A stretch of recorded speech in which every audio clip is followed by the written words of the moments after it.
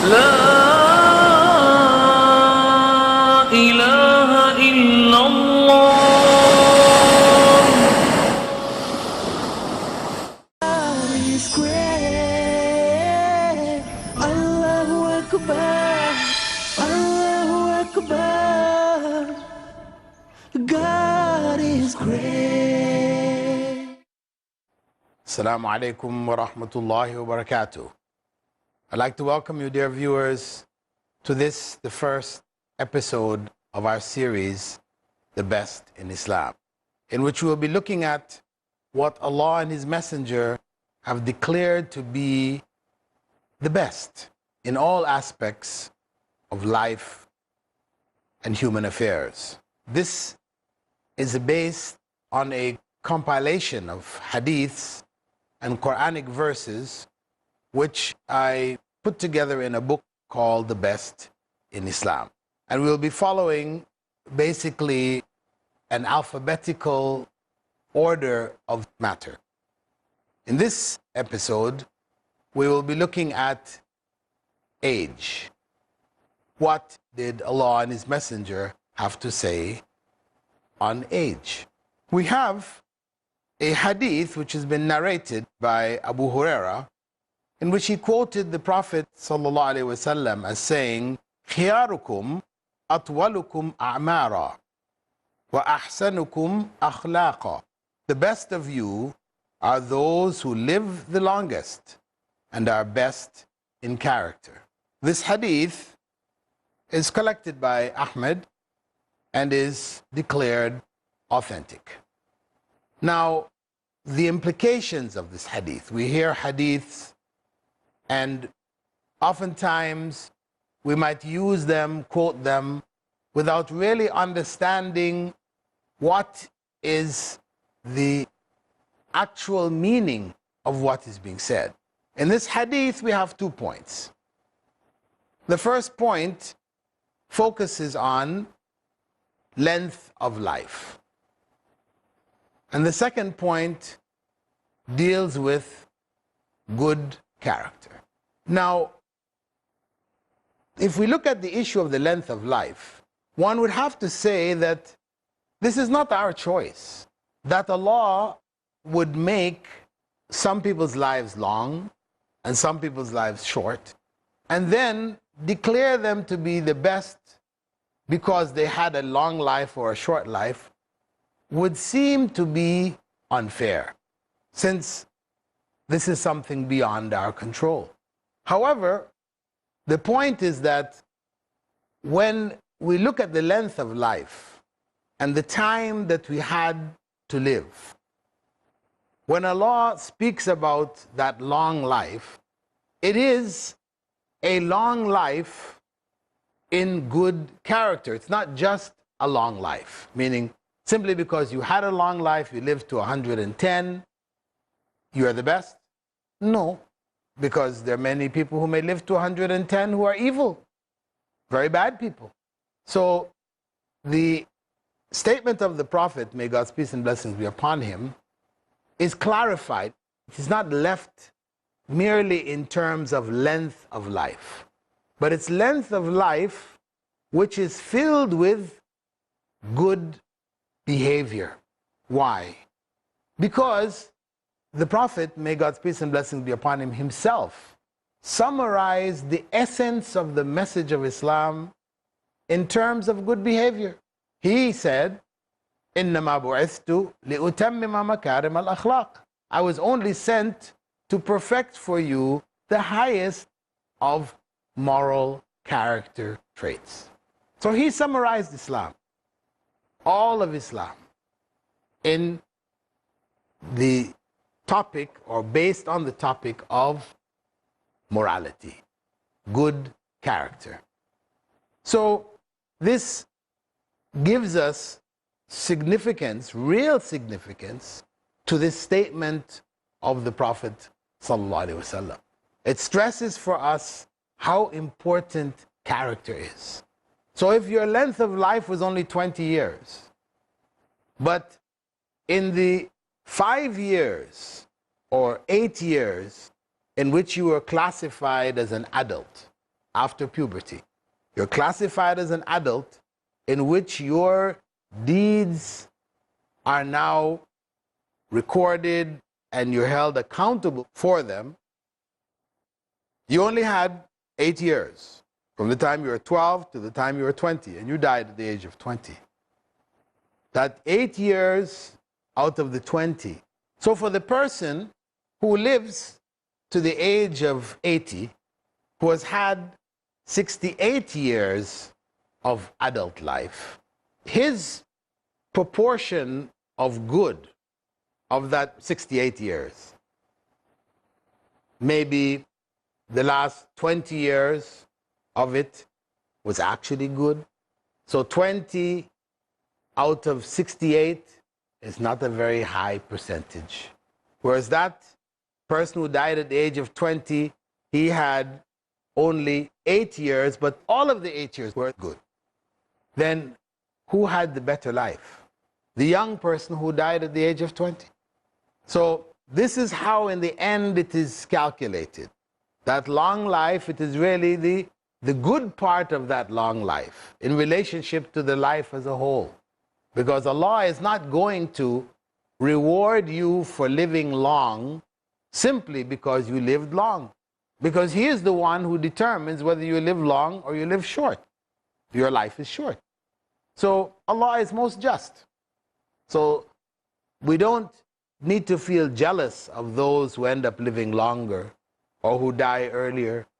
All of it is balanced in the scheme of things which Allah has created for a human being in his life. And the biggest emphasis in this statement of the Prophet, may God's peace and blessing be upon him, is about character. So this is what ultimately makes that person the best. Having lived a long life, but living it with good character. This is now stressing the importance of that which we have control over, ourselves, what type of people we are, how we relate to other human beings, how we relate to the world around us, how we relate to God. Because when we speak about good character, good character is not just restricted to how we deal with our fellow human beings. It begins with how we relate to God. If we obey God's commands, then we have good character with regards to God's commands, with regards to God. If we disobey God, if we worship others besides God, though we may be doing the best of things relative to fellow human beings, we might be very charitable, etc., but we don't worship God. We don't believe in God. We have rejected God. Or we worship others besides God. All of that is bad character which destroys the value of our life with regards to the life to come. In the sight of those people in this world, our life may seem to have a lot of value. But in the sight of God, the value is minimal. So this encourages us to work on what is essential in our life, our character, to make ourselves better human beings, to always focus on what is really important with regards to ourselves and our fellow human beings, with regards to God, with regards to the environment in which we live. Our character is expressed in all of these various areas. So, looking back at the statement of the Prophet, may God's peace and blessing be upon him, that the best of us are those who live the longest and have good character. This is an encouragement for us to be on our best behavior as much as we possibly can. And this is the criterion which makes people good in a variety of different perspectives. Even the Prophet, may God's peace and blessing be upon him, had stressed that if somebody comes and wants to marry your daughter, and they are of good character, religious, God-fearing, and of good character, then you should let them marry. You should let them marry. He stressed this issue of good character. A person may be religious in the sense that, okay, he prays 5 times a day, he fasts Ramadan, he does all the basic things that are required of him. However, he is of not good character. So what does that mean? It means that those religious values are not impacting on his or her character. We'll be taking a short break here now, and we'll be continuing after the break with the best in Islam with regards to age. Allahu Akbar, Allahu Akbar. Assalamu alaikum. Welcome back to this episode of The Best in Islam, where we began looking at age. What did the Prophet ﷺ have to say about the best with regards to age? In the first part, we looked at age with regards to character and how having a good character and a long life made one the best. The next hadith, the Prophet is recorded by Jabir ibn Abdullah as having said, خياركم أطولكم أعمارا وأحسنكم أعمالا. The best of you are those who live the longest and are best in deeds. The best of you are those who live the longest and are best in deeds. So we discussed about the issue of living longest and how that is in the control of Allah subhanahu wa ta'ala. So we're not actually rewarded because we lived to the oldest age, since He was the one who determined it, but to the degree that in that period of time which He has given us, the proportion of good that we have done in it is the greatest. So on one hand, the best is determined by character. And in this narration of Jabir ibn Abdullah, companion of the Prophet, may God's peace and blessing be upon him, the best is determined by having done the best deeds. Now, there is a relationship between the two, because a person who has good character should be a person who does good deeds. These two are inseparable, because to say that a person has good character but his deeds are bad, that's a contradiction in terms. How could you possibly have good character and be known for evil deeds? So the two don't go together. Having good character is what drives a person to do the right thing, to do what is good, to do what is best. So this statement of the Prophet, may God's peace and blessing be upon him, encourages us to be engaged in righteous deeds. Whatever time He has given us, we should try to maximize the good that we can do. And we should never consider any good too small. Prophet Muhammad ﷺ had said that we should not consider any good deed too small not to do. It's insignificant. It's of no real value. No. Every deed has value.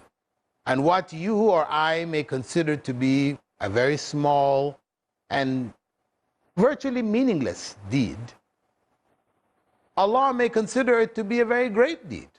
Its impact may be tremendous, though you thought or I thought that it was only something very small.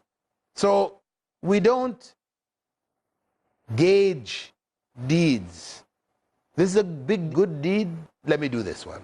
This is a little deed, no point doing those. No, we try to do all the good that we can, because we can never know ultimately what is really a big deed and what is really a small deed. Because many deeds we may consider to be big, Allah considers them to be small. And many that we consider to be small, Allah considers to be big. He has given them greater impact. So it's not our job to grade deeds and choose to do them if we think they're big enough to earn us a particular reward. No.